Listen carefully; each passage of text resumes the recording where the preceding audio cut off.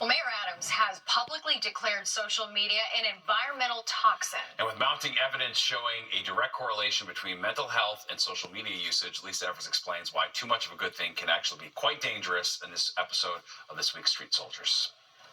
On one hand, social media enables us to connect with people, promote brands and activities, create businesses, and support causes. But on the other, it can be a harmful tool for negativity, including cyberbullying, shaming, scams, and threats.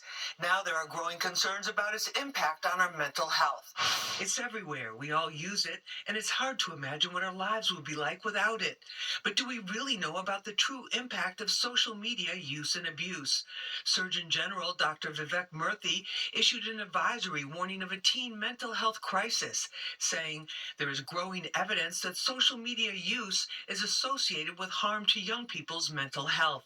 Even though there are some very positive parts of social media, there can be some negative things too. So we are seeing some studies looking at the fact that there has been increased anxiety, depression, and even some suicidal ideations or even suicide because of social media. Simone Nicole is a content creator who gained huge viral popularity with her videos showing Black women how to care for their hair and wear it beautifully natural.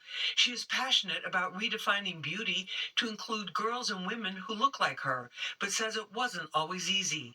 She says learning to deal with harsh or hateful feedback helped her to grow and learn to focus on her own goals. I can experience some downfalls, but I mean, even thinking about that, negative comments are negative comments. Like the good that's come from our platforms has been, the joy of my life thus far. The people that have told me I've helped to change their lives for the better, that I've helped them with their self-esteem, with their growth, with their journey.